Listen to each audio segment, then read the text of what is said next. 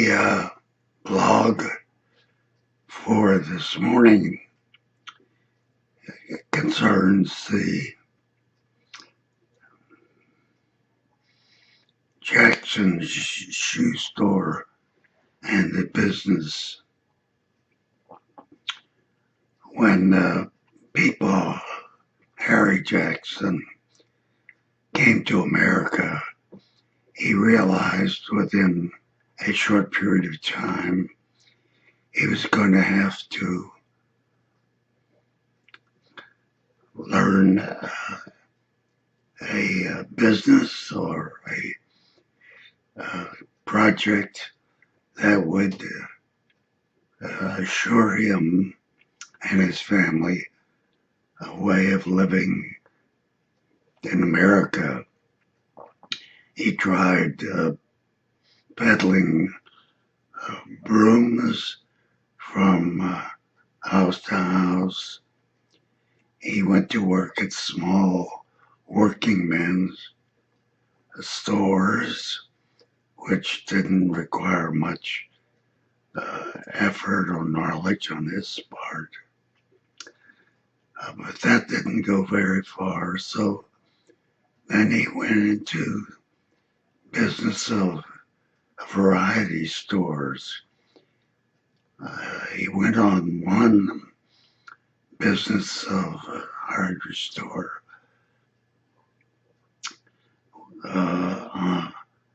as a project of his own, but he found out that it wasn't very productive.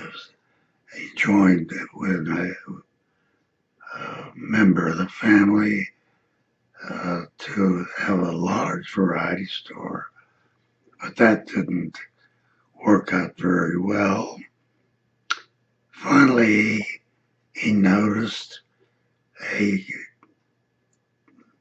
bankrupt Baroque shoe store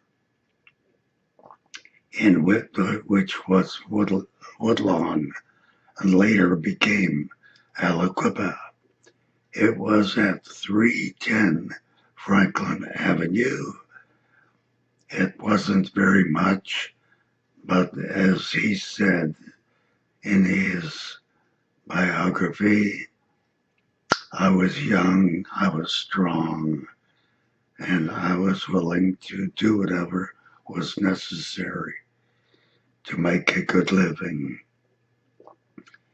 He had been active at the store for about a year or two when a tall, handsome man came in and shook his hand and introduced himself. I am Nat Winkleman, and I represent the Central Shoe Company of St. Louis, Missouri. Dad was immediately taken aback because he had never seen a shoe salesman who came in without a suitcase full of shoes to demonstrate to the customer. He soon found out that there was a reason for what was the odd presentation, and he and Nat Winkleman became very close friends. The first thing Nat did was to look at the shoes Dad had set up to sell on racks, and he pointed out that they were not very good quality and certainly didn't have much style. That was the beginning of what he had in mind. Incidentally, Dad introduced Nat to Mother, and she liked him immediately. And Nat then took Dad to St. Louis, and I think the company's Central Shoe Company was taken over by Brown Shoe Company. And Nat wanted Dad to understand what kind of company he was working with. First thing he did was to show Dad the part of Brown Shoe Company that took care of money. It not only took money that customers gave for their when they bought shoes, but they also loaned money to shoe stores that had promise and needed help. He also introduced a part of Brown Shoe Company that noted what shoes were selling and which shoes were not selling. It showed them the Brown Shoe Company that opened up stores for customers who were making good progress, and he showed them to the president of the Brown Shoe Company. All of these were places that Dad would visit when he visited Brown Shoe Company, and they had good contact with them.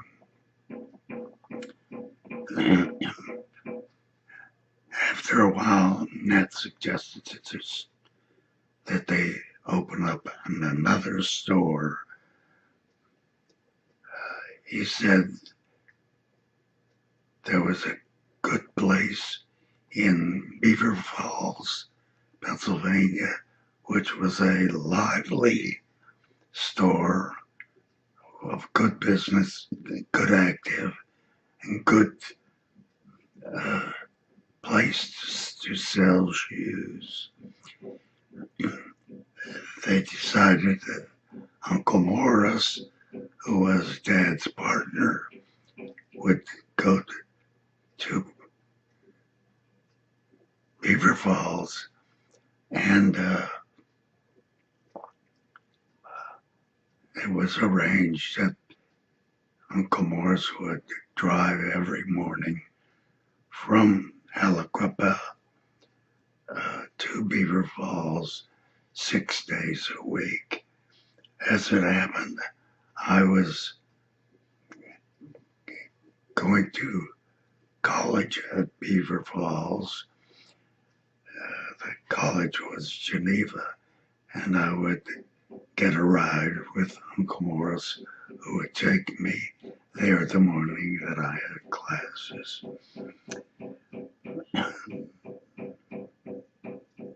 The store did well.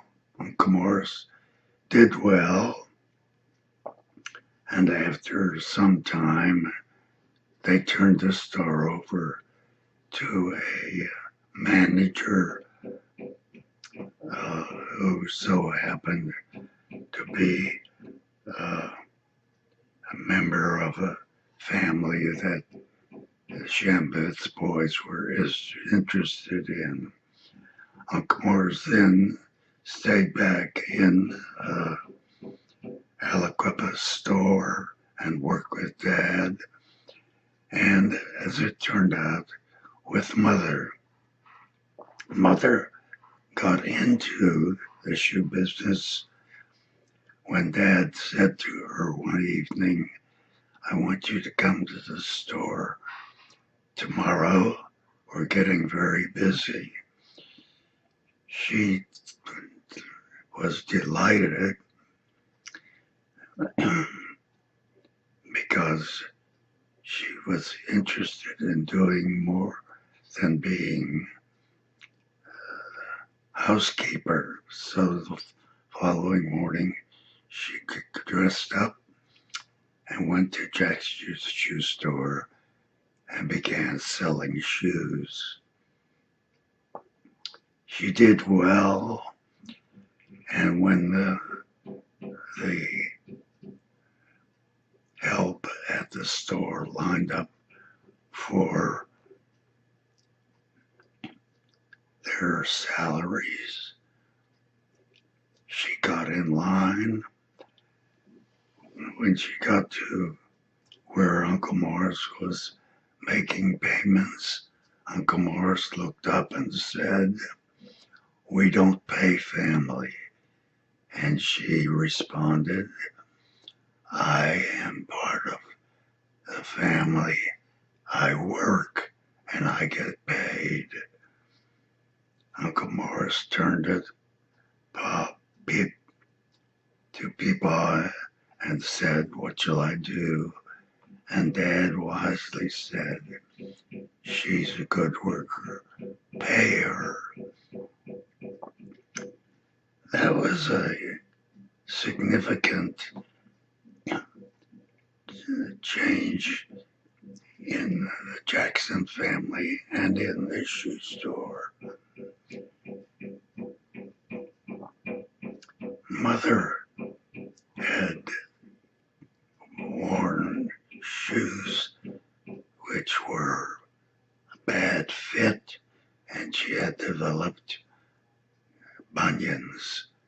She required surgery on both feet, and she carried that lesson to when she was selling shoes to the heavy, obese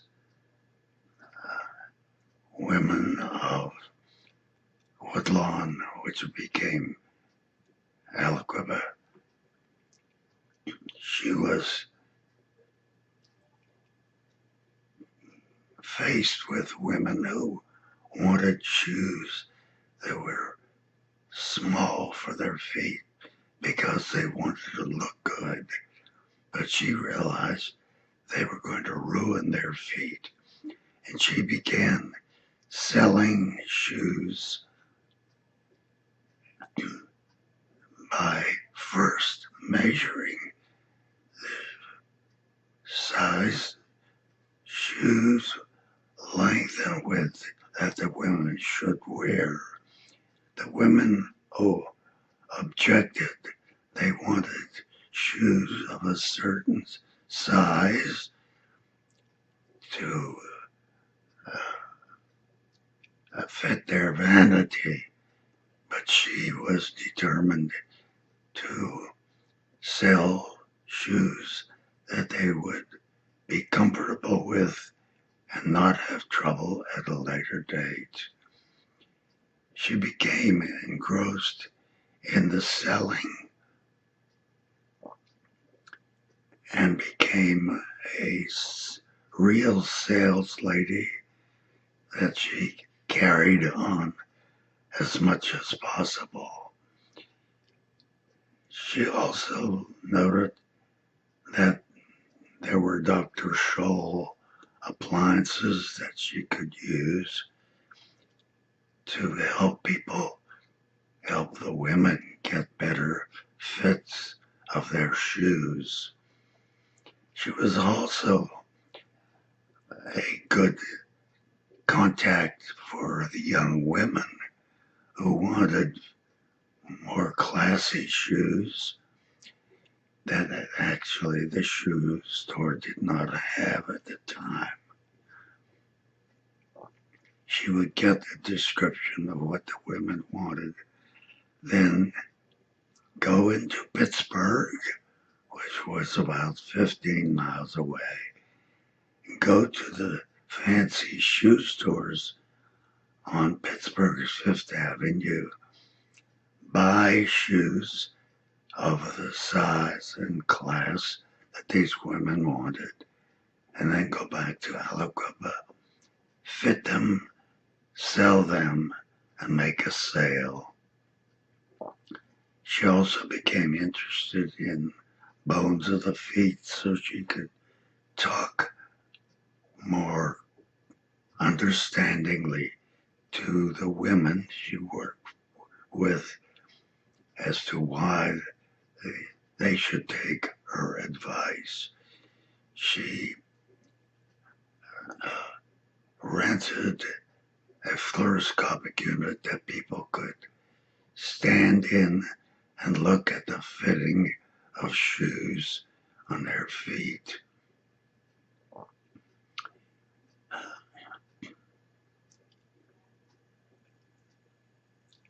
The first of the Jackson shoes, as I mentioned earlier, the first stores, other than the store in Alabama, the first one was Beaver Falls with John with Brown Shoe Company help and Nat's encouragement. Dad and the shoe store opened up shoe stores in the small cities, towns near Alabama. One was Ambridge, which was across the Ohio River. Others were New Brighton, Cannonsburg, Elwood City, and a central mall close to Pittsburgh. As time grew on, the city stories of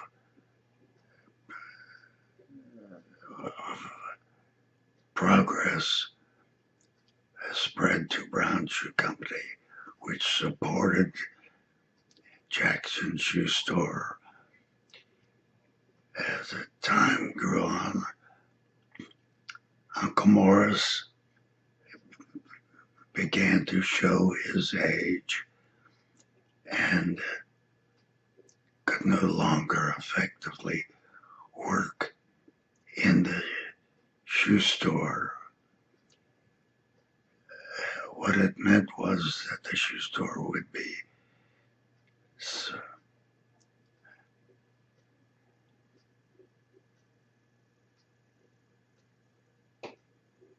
working for two families, but only one member of the family was going to be working.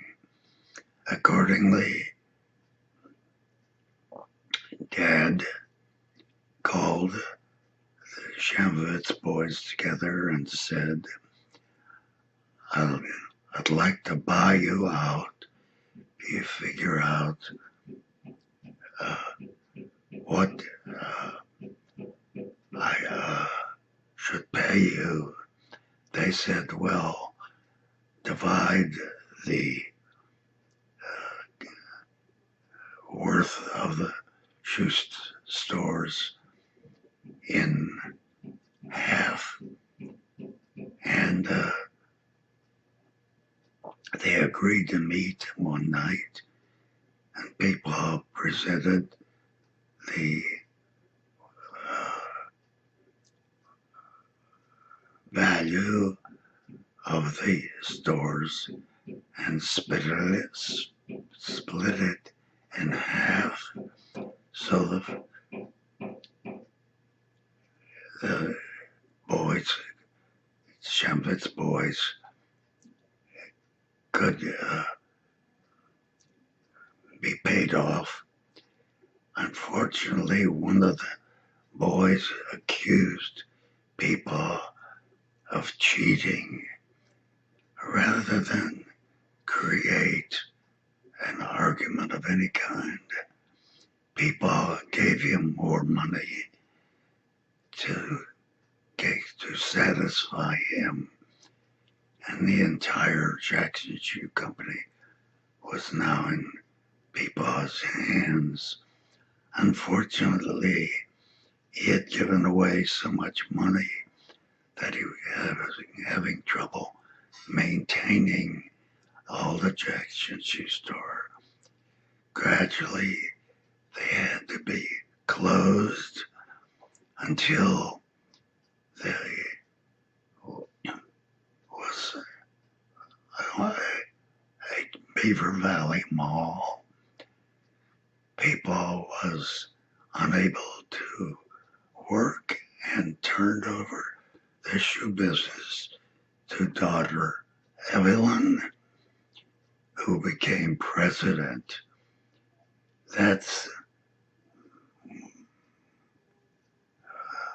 store at the Beaver Valley Mall did well until in 1969 there was a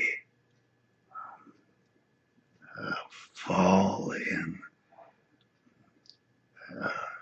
the shoe store's business, and the Beaver Valley Mall went into bankruptcy.